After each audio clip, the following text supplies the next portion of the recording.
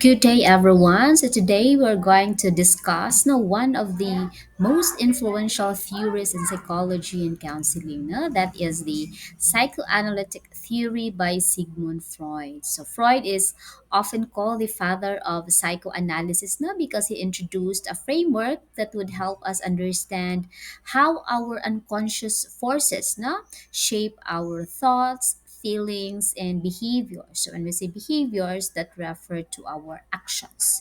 As future educators, now understanding Freud's theory will help us interpret hidden motivations and emotional conflicts, especially those that influence learning and behavior in the classroom. So let us start by understanding the basic tenets, the basic assumptions of Freud's view of human nature. So he believed that human behavior as deterministic. When we say deterministic, very conclusive. Freud said that who we are today in our adult life, it is the result no, of our early childhood experiences. Because according to him, no, we can no longer change, but we only cope. That's why he had these ego defense mechanisms. But these ego defense mechanisms will not be discussed as it will not be covered. No, we'll just have to focus on the different psychosexual stages, because it's the focus of our subject, child and adolescent learner centered principles. Freud had his two central instincts drive. He called it as eros, the life instinct, and thanatos, the death instinct. So when we say eros, it's our capacity, our natural capacity to protect life. It can be protecting plants, animals, the more with um, of course, human beings. So if our instinct is more on protecting life, that what Freud referred to as the eros. But if your energy, your instinct is more on the destruction of things, destruction of um, human life, or even to plants and animals, then that is the death instinct according to Freud, which he termed as the thanatos. This manifest aggression, self-destruction, like self-harming, no or even the drive to return to a tensionless state. So example, when a student competes aggressively in class or becomes overly perfectionistic, no Freud might interpret these as a conflict between the life affirming and self destructive impulses. So, as educators, recognizing these inner drives helps us respond with empathy rather than mere discipline. To understand how these drives operate, Freud proposed a structure of personality that manages them. He described the mind as having three interacting systems. He called it the id, the ego, and the superego. So when we say id, it operates on the pleasure principle. But take note of the word pleasure, meaning it seeks immediate gratification of instincts. This is the part of a child that says, I want it now. That's why it is natural for young children to be egocentric. It is the egocentrism concept is being discussed also with the theory of John Piaget, being self-centered. But if we are to follow Freud's thinking, young children is egoistic, being self-centered, because their mind, their structure of personality, it is dominated by id. Their ego and superego are not yet fully developed. That's why if you observe Young children, because they are so focused on themselves, they are not capable of being sensitive, with the needs and wants of others. So that's why their action, their behavior is always gearing towards pleasure, towards the satisfaction or gratification, satisfying their need and their want. When we say ego, that's the reality principle in which it mediates the id and the superego's desire, no? Its desire and what is socially acceptable, no? It makes it makes the demand more realistic. So, um, for example, no, as an adult, you have in mind to be already working out, no, to have, um, a balanced diet, or even, lessen your intake of sugar. But when you go to the mall and you see, milk tea or tempting desserts, your id now operates now to buy one. Now you are in a conflict whether to buy, not to satisfy your sugar craving. If you give in and you buy, then you are giving in the demand of your id, that is pleasure. But a part of your mind will tell you, I think I will not buy because I am on a diet. I am reducing my sugar intake. So there is now, the balancing whether to buy or not. Ego will keep us be in touch with reality. Okay? So it makes our decisions more realistic with, of course, the ego that operates. That's why you might say, okay, maybe I will buy, instead of having the large one, I'll just have the small one. So you go in the, you mediate, no, the demand of your id. While the superego, it represents morality principle. It is our conscience, shaped, of course, by our parents and society telling us what is right and wrong. So if we have to represent, na, this interaction of id, ego, and superego is just like a seesaw in the park. One um, one end is on the top. For example, if it is a seesaw, no, one end on the top while the other goes down. If one end is heavier, it goes down. If on the other end is lighter, it goes up. Same goes with the demands, no?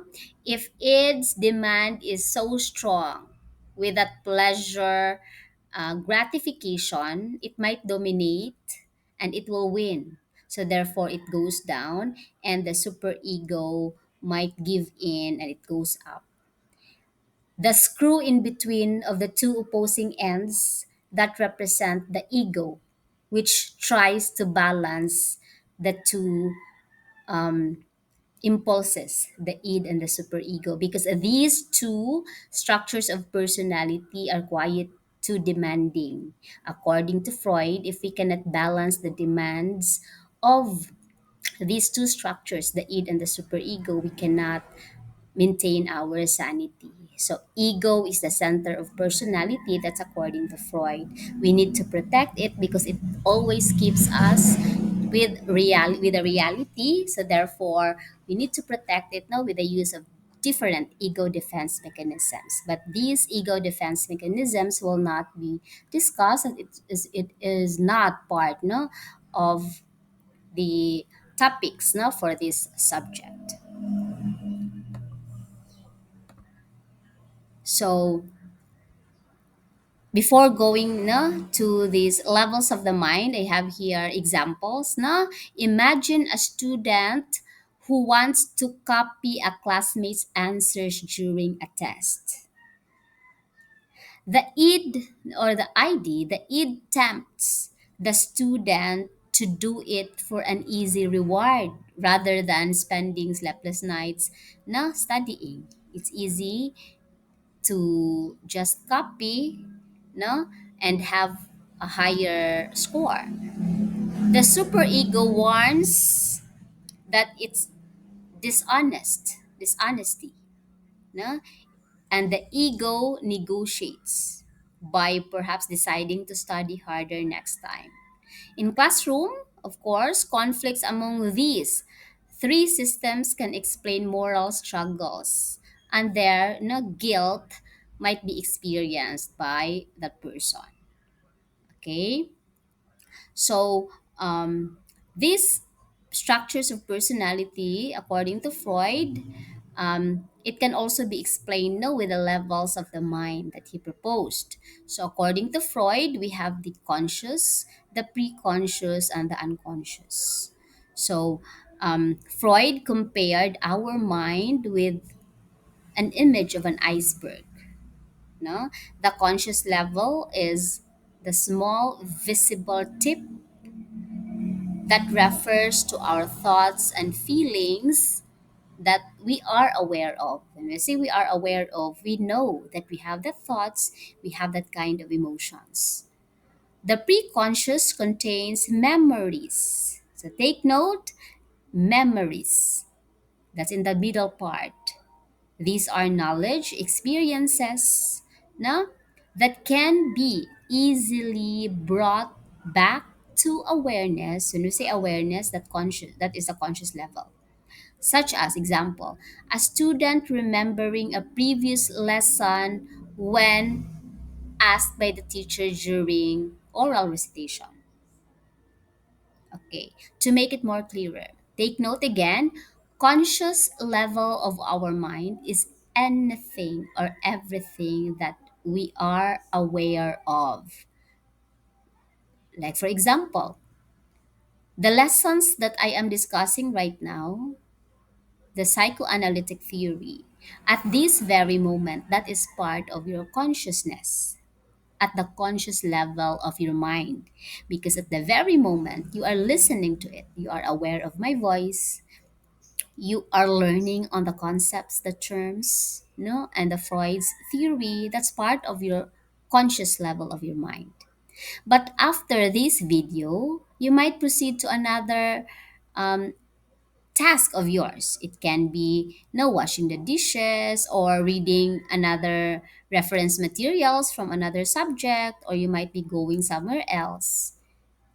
After watching this recorded lecture, my voice and the very context of this lesson will be stored not in your conscious level anymore, but it will be stored in the pre-conscious level of your mind.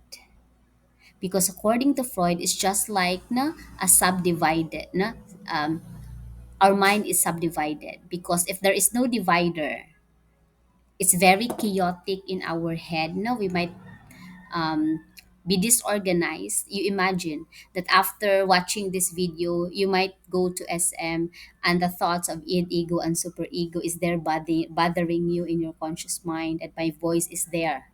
No? According to Freud, anything that we experience, anything that we know, will be stored to preconscious if it is not needed at the very moment. It can just be easily or with slight difficulty be retrieved or traced back whenever needed. So example, this theory of Freud will be stored in your preconscious level of your mind after my lecture.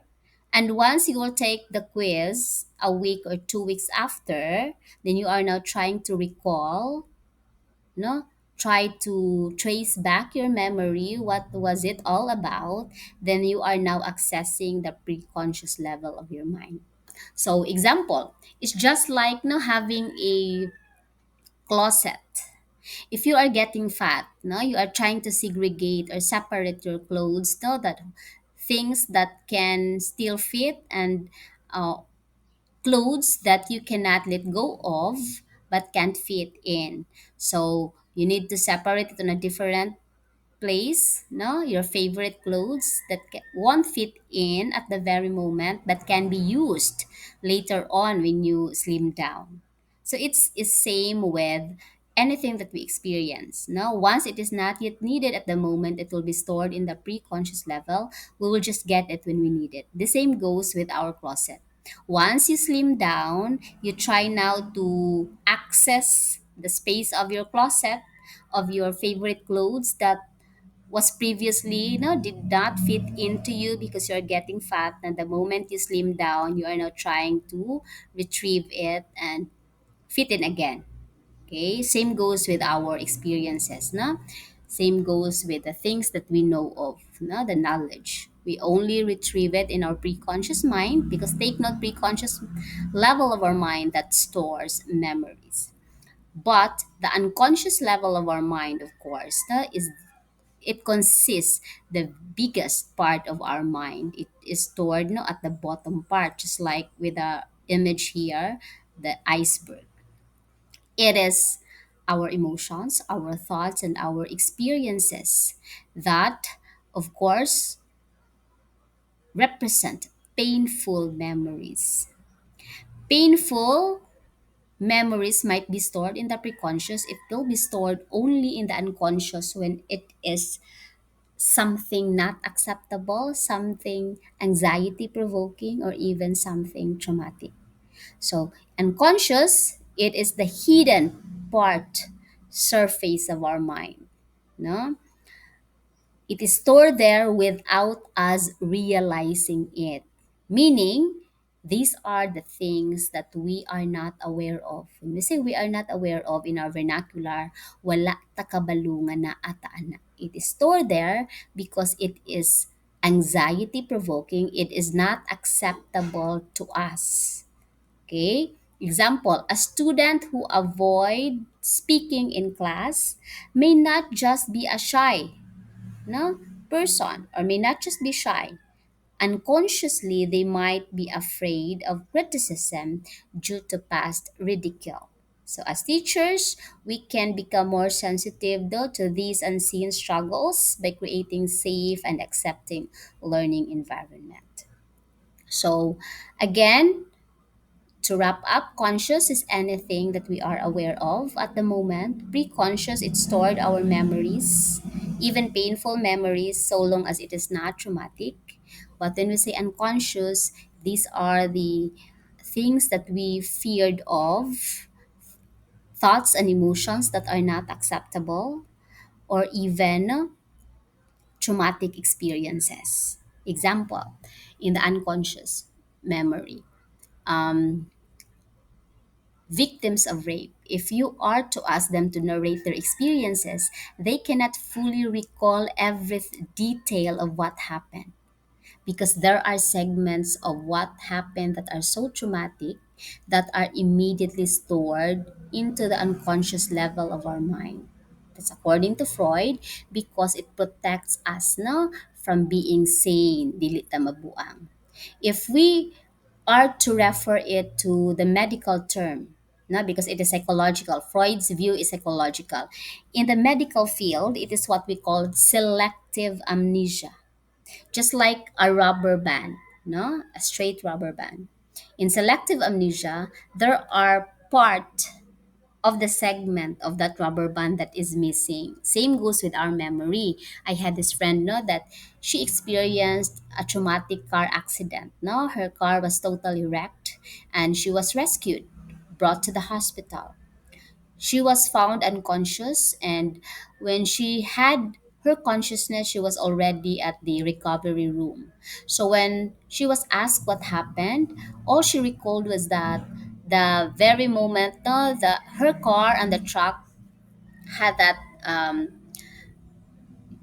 the truck, no, hit her car, and he was out of consciousness, and the next he can recall of, she's already in the recovery room. So there is that missing part of the event that was not being traced by her mind. No? What happened after the truck hit her car? She cannot recall how she was being rescued. She cannot recall what happened in the emergency room. Because according to Freud, if every detail of our traumatic experiences will be retained in our conscious level, we might get insane. Imagine you can recall how you were being pulled out by the car, and you can recall how the bones no were fractured, how painful it was, no, that your leg might be broken, or even a part of your body was been cut or whatever. Or you even can recall no the impact of that no car accident, or even how you were being treated in the emergency room. So that is very traumatic to us. Take note, our brain is designed to protect us from any harm. So that's why, according to the medical field, it automatically shuts down when we experience such traumatic event to protect us from harm. So in medical field, that is selective amnesia, only a part of event that cannot be traced by our memory because it's very traumatic. But in the psychological field, according to Freud, he termed that as um, repression. Repression is that we unconsciously, unknowingly forget something because it is traumatic. And that's something that we have forgotten, that material is being stored in our unconscious mind. Okay, so now let's move on with the psychosexual stages of development. Freud believed now that personality develops in a series of stages during childhood. By the way, Freud gives so much importance of our early childhood experiences. When we say early childhood experiences, he referred to it as the first 5 years of our existence. That's 1 to 5 years old. Because according to him, whatever conflict or fixation. So when we say fixations, these are problems unresolved and needs that are unattended. And when we are fixated during a certain stage, it will resolve. Because according to Freud, no, he viewed human nature as being deterministic. It will result of who we are today, being an adult. So he used the term psychosexual because he viewed human motivation as rooted in the libido, our instinctual energy, which seeks satisfaction through different body zones. He called it as erogenous zones. As future educators, it is very important to understand these stages, as it will help us see how our early childhood experiences influence students' emotional regulation and motivation in learning. So we have here oral stage. No? Oral stage, that's 0 to 1 year old. If we are to refer this to the cognitive stages of development, that is the sensory motor stage of John Piaget, but Piaget had it until 2 years old. Okay, in the oral stage, from the word oral, mouth. Mouth is the erogenous zone of the body. According to Freud, it is where an infant, no, a baby, will attain pleasure, anything that is being put on the mouth. That's why if the baby will touch something, automatically it will be placed on the mouth. That's why the role of the caregiver, parents, are very important to monitor, because the baby might have touched something and will put that on the mouth, and it might choke the baby. Okay, so focus here during oral stage: sucking, eating, biting. So if the child, take note, the source of conflict here, when we say conflict, the source of fixation, unresolved issue. If the child, a baby, a newborn, will cry, if the mother is unconsciously just doing something to ease the baby, to comfort the baby without really knowing the need is, if the baby will cry, example, if the mother will automatically just feed the child with a milk without knowing if the baby was really hungry, or there might be another need like the diaper change. There might be no overfeeding during oral stage because the child cried not because of the need of the milk but because the diaper is wet. But if the caregiver or the guardian or the parent will just have to be acting out of convenience just to stop the crying, immediately giving the child a milk just to stop the crying, there might be fixations after. No? So weaning is very important also during the stage that is moving from breast, not to feeding bottle, then to solid food. So the infant gains pleasure and comfort through oral activities such as sucking and biting, and the mother's breast is the primary source of gratification. We say gratification, pleasure, no, which also builds trust. If the needs of babies or infants are timely or properly attended to, of course, the child now will develop a sense of comfort, trust, and dependency, no, in relationships. So take note if there are fixations, unresolved issues like the child's need during this stage, 0 to 1 year old, was not properly attended to, the child might grow up no, with fixations. There is the tendency of the child that when he or she becomes adult, that person will become oral dependent, no, will have that oral dependent personality, meaning they are overly trusting, gullible, or needy. Meaning these persons are very these individuals, I mean, these individuals, no, can easily be fooled around, no, dali mailad, because they are too trusting that despite their experiences, no, of being cheated, of being fooled, still they easily fall into the trap, no, and they are so also dependent, no, being needy with others. When we say, and they also have the tendency, if not oral dependent personality, they might be having oral aggressive personality that is being argumentative, no, meaning when that person will talk, nothing comes good from the mouth of that person, always being so critical, being so judgmental, even if that person has not experienced no negatively or bad something about another, without um, being criticized, no, that person with having oral aggressive personality tends to be sarcastic, tends to be manipulative, no, or tend to just being so critical with others, meaning they cannot see something good with others. They always criticize, they always say something bad, no, um, because of deprivation. Oral aggressive personality is the result of deprivation, according to Freud. When we say deprivation, when you were infant, 0 to 1 year old, when you had that need of milk, maybe, or the need of comfort, or maybe the change of diaper, because the caregiver or the parent did not attend to it, there is that deprivation, and it will result to oral aggressive personality.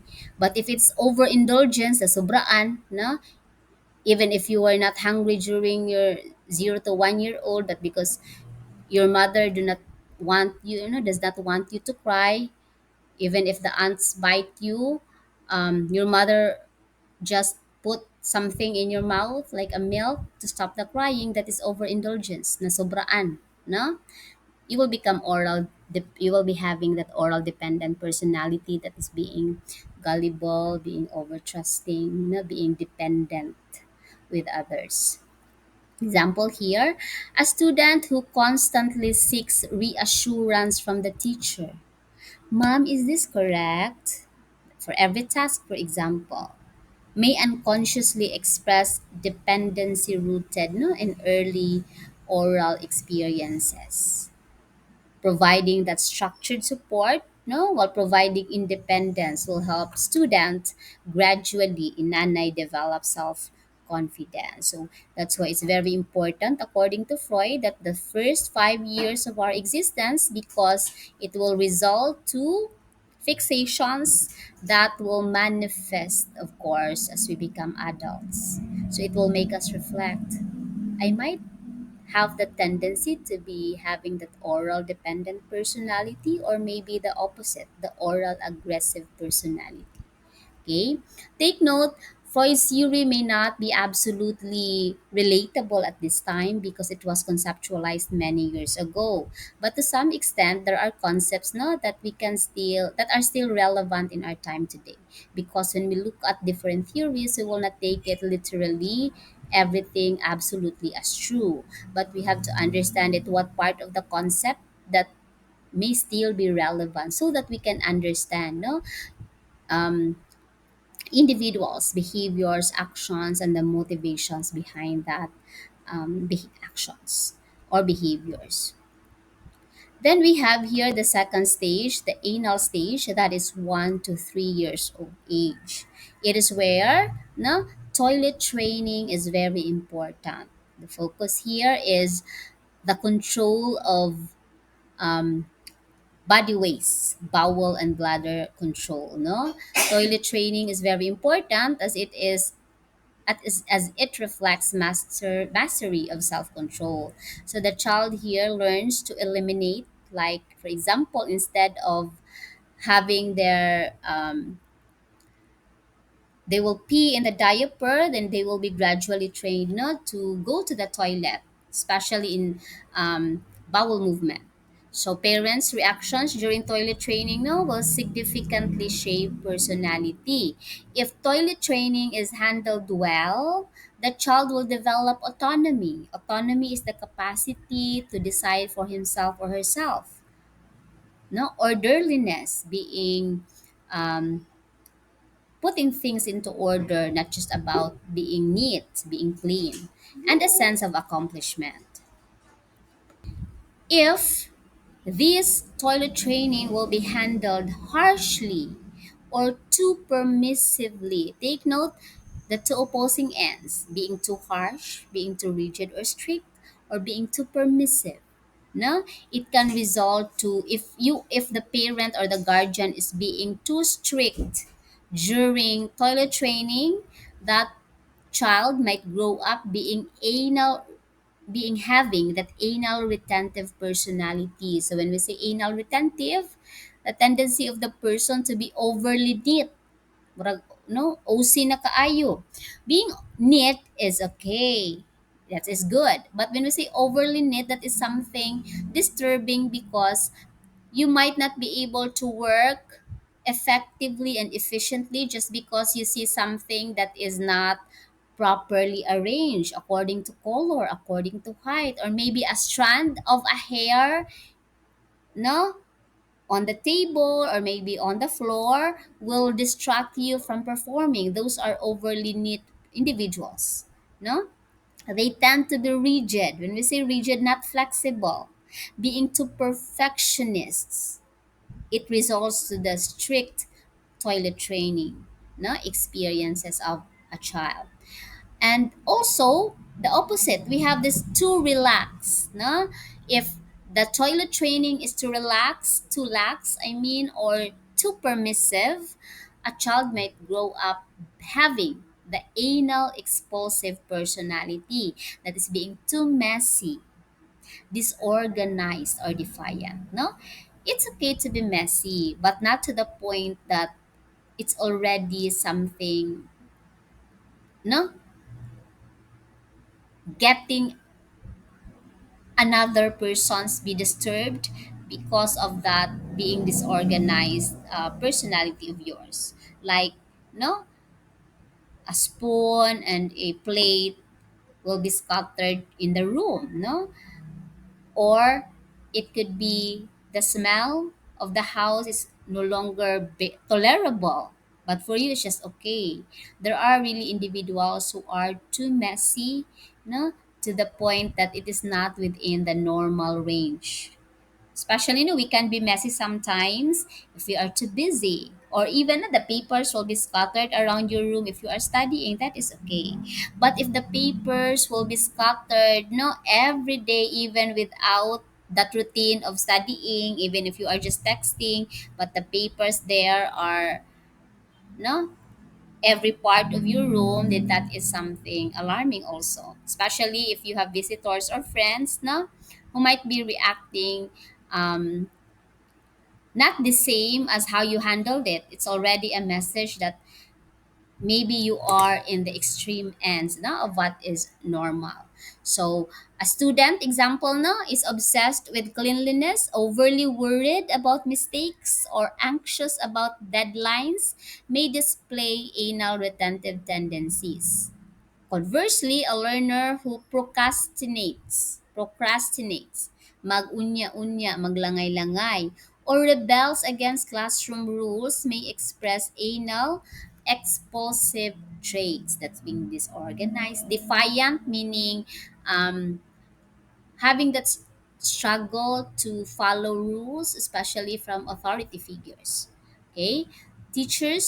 As teachers, we can support it by reinforcing responsibility, without that fear of being um, overly perfectionist, especially that students are still learning. Then we have the phallic stage, in which the focus is the genital organs. In her, there are two terms that we need to learn: Oedipus complex and Electra complex. Oedipus complex is for the boys, in which there is that attachment to the opposite sex parent. Like, for example, boys will be too attached with the mother, and girls will be too attached with the father. For the girls, it's electrocomplex, meaning they take rivalry, jealousy with same sex parents. So for the girls, because they are too attached with the father, they will see their mother as a rival. No? Magselo sila if mugakos inang daddy or papa. Same goes with the boys for Oedipus complex.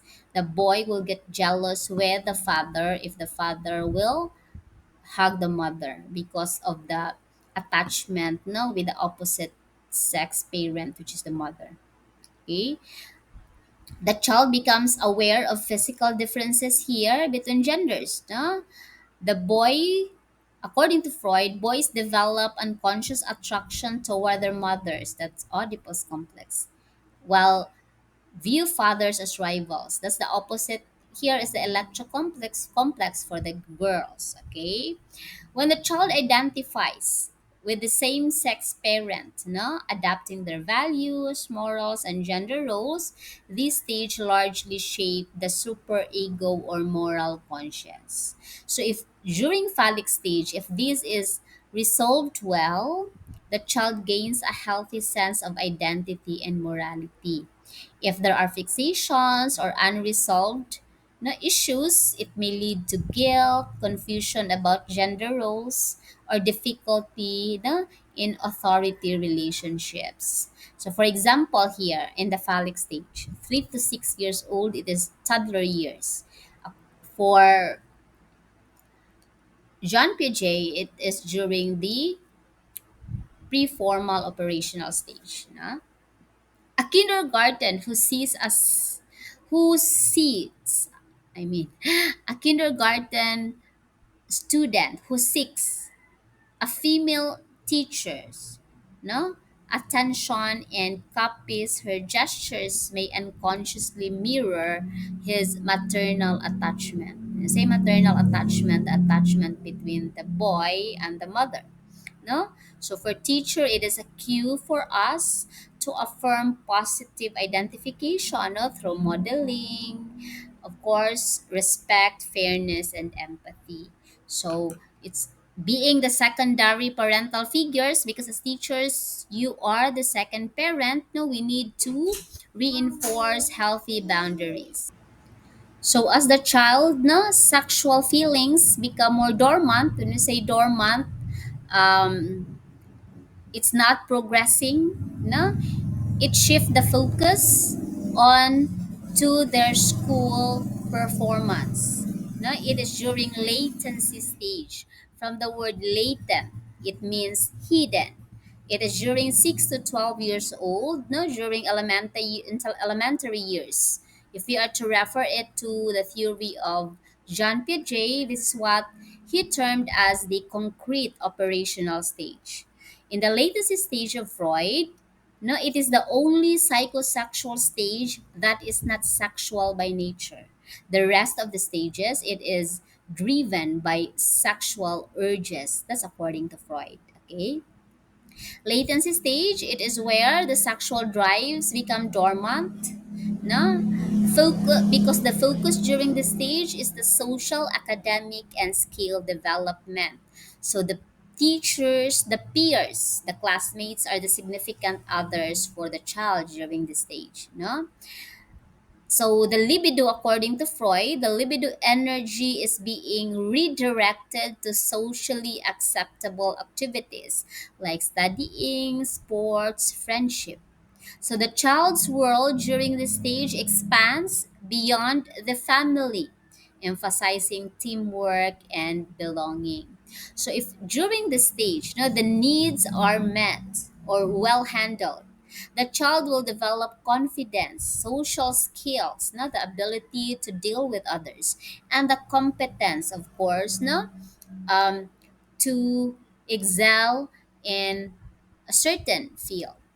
If these if the needs are not properly attended to, feelings of inferiority, low motivation, and peer rejection may occur. So, example, during this stage, elementary years where students' motivation to learn is heavily shaped by teachers' approval and peer relationships. You recall when you were in elementary, you were so proud of when your teacher asked you to bring or carry her bag, no, or your teacher assigned you to sweep the floor because you feel like you are the trusted student, no, among others. So teachers' approval during latency stage and peer relationships are important, no, during latency stage. So teachers should be able to establish collaborative classroom work, no, and of course affirmation to children for them to develop a healthy self-esteem and being resilient, no, with their academic struggles. The next we have the next stage we have the genital stage. That's 12 to 18 years old, and of course it persists until adulthood. So in here focus is mature sexual intimacy and identity formation. So in here, no, the key conflict is how to balance love, work, and social responsibility. Example, the adolescent redirects, the libido energy towards mature, socially appropriate expression of love and companionship. So if during this stage, it involves, of course, identity consolidation, emotional independence, and developing long-term goals. So if it is being resolved positively, the person might achieve emotional maturity, the capacity to form healthy relationships, and a sense of purpose. If there are fixations or unresolved issues, individuals may struggle with intimacy. Intimacy is the capacity to establish relationship. It can be with the opposite sex or with friends, no, or having that self identity or may seek immature relationships.